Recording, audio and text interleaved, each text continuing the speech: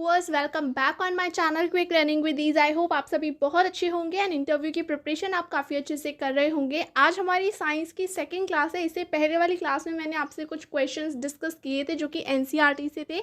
आज भी हम कुछ साइंस के टॉपिक्स को डिस्कस करेंगे जिनके बारे में आपको बेसिक नॉलेज होनी चाहिए। ओके, तो वीडियो को बिना देरी के स्टार्ट करते हैं। सबसे पहले देखिए, प्लांट्स जो हैं वो अपना फूड प्रिपेयर कैसे करते हैं, तो उस प्रोसेस को हम बोलते हैं फोटोसिंथेसिस। ठीक है। और जो प्लांट्स हैं वो हमारा ऑटोट्रॉपिक न्यूट्रिशन करते हैं। ऑटोट्रॉपिक न्यूट्रिशन का मतलब होता है कि वो अपना खाना खुद ही बनाते हैं। ठीक है। अब देखिए, ऑटोट्रॉपिक न्यूट्रिशन के अलावा भी 3 टाइप्स के एक्स्ट्रा न्यूट्रिशन होते हैं, जैसे कि heterotrophic nutrition, saprophytic and parasitic nutrition. Heterotrophic होता है कि जब हम किसी पे डिपेंड होकर अपना फूड लेते हैं, जैसे कि ह्यूमन प्लांट्स एंड एनिमल्स दोनों पे ही डिपेंड है, तो हम लोग हैं हिट्रोट्रॉपिक न्यूट्रिशन। सैप्रोफिटिक होते हैं जो कि डेड एंड डिकेइंग मैटर पे क्या है, सर्वाइव करते हैं, जैसे कि जो भी सड़ा गला होता है, पत्तियों का सड़ना, डेड डिकेइंग मैटर जो भी होता है, वो हमारे होते हैं सैप्रोफिटिक, वो लोग न्यूट्रिशन लेते हैं। फिर होता है पैरासिटिक। पैरासिटिक मतलब किसी की बॉडी में रहकर, मतलब उसकी अनिच्छा से, मतलब ऐसा नहीं कि वो रखना चाहता है अपनी बॉडी के अंदर, लेकिन फिर भी उसकी बॉडी के अंदर रहकर खाना लेना। ठीक है, तो वो होता है हमारा पैरासिटिक न्यूट्रिशन। जैसे कि आप कह सकते हो कि हमारी बॉडी के अंदर कोई इंसेक्ट चला जाए और वो हमारे क्या है, अंदर से अंदर जो हम खा रहे हैं उससे क्या है, अपने लिए एनर्जी लेने लगे, तो वो हमारा पैरासिटिक न्यूट्रिशन के अंदर आएगा।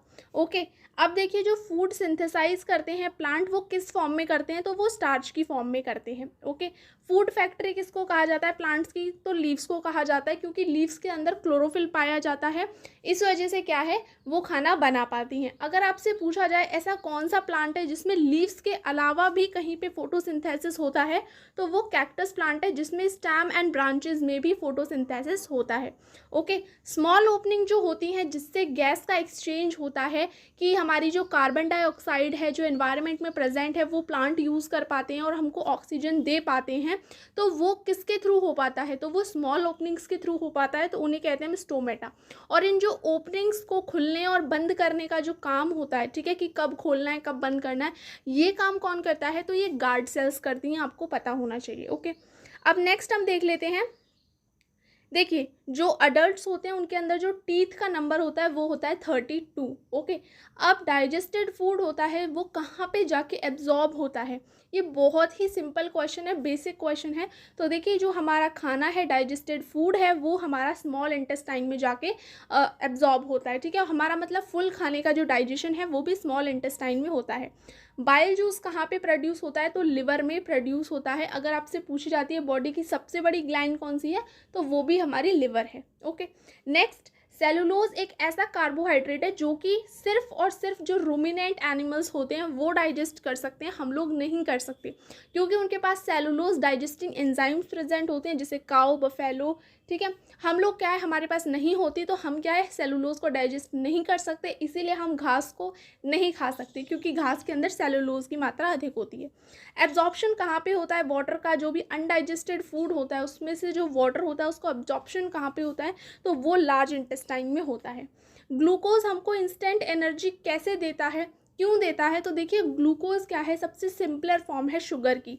ठीक है, जो कि हमको क्या इंस्टेंट एनर्जी देती है। लेकिन अगर हम कार्बोहाइड्रेट्स लेते हैं तो कार्बोहाइड्रेट सबसे पहले ग्लूकोज के अंदर टूटेंगे, फिर ग्लूकोज हमको एनर्जी देगा, लेकिन अगर हम डायरेक्ट ग्लूकोज लेंगे तो वो हमको इंस्टेंट एनर्जी दे देगा।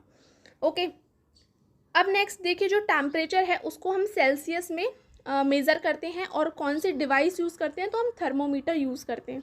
कंडक्टर्स और इंसुलेटर्स क्या होते हैं, देखिए, कंडक्टर वो होते हैं जो अपने अंदर से इलेक्ट्रिसिटी को पास होने देते हैं, जैसे कि आयरन एंड एल्यूमिनियम।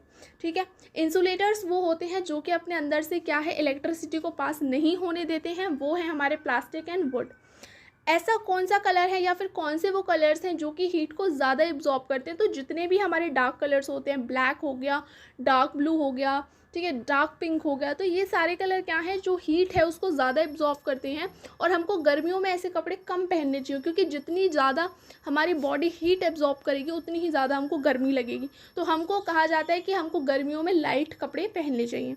नेक्स्ट, एक नॉर्मल टेम्परेचर क्या होता है एक हेल्दी पर्सन का, तो 37 डिग्री सेल्सियस होता है। कंडक्शन क्या होता है, तो कंडक्शन एक ऐसा मेथड है जिसके अंदर क्या है, सॉलिड्स के अंदर हीट ट्रांसफ़र होती है। इसका एग्जांपल है, आपने एक सिरा लकड़ी का जलाया, लेकिन कुछ टाइम जलने के बाद जो दूसरा सिरा है लकड़ी का, वो अपने आप गर्म हो जाएगा। या फिर आपने कोई स्टील की चम्मच ली, आपने उसे गर्म किया एक साइड से, तो क्या है, दूसरी साइड उसकी आपकी उंगली जल जाएगी जहाँ से आपने पकड़ी थी, क्योंकि क्या है, हीट वहाँ पे ट्रांसफ़र हो रही है। तो ये जो मेथड होता है इसको हम कंडक्शन बोलते हैं। नेक्स्ट है एक सी ब्रीज और लैंड ब्रीज। क्या होता है, सी ब्रीज होता है जो कोस्टल एरियाज होते हैं, वहाँ पे जो सी से जो हवा उठती है और लैंड की तरफ आती है, मतलब ज़मीन की तरफ आती है, तो उसे बोलते हैं हम सी ब्रीज। और सेम ऐसा ही है, अगर वो लैंड से हवा हमारी सी की तरफ जा रही है, उसको हम बोलते हैं लैंड ब्रीज। तो सी ब्रीज और लैंड ब्रीज हमारे ये होते हैं। होप आपको आज की वीडियो से कुछ साइंस के जो भी इंपॉर्टेंट क्वेश्चन हैं वो पता चले होंगे, आपको हेल्प हुई होगी। अगर आपको इसी तरह की वीडियोस अच्छी लग रही हैं तो प्लीज़ चैनल को लाइक शेयर सब्सक्राइब ज़रूर कर दीजिएगा। फिर मिलते हैं एक नई वीडियो के साथ, जब तक के लिए थैंक्स।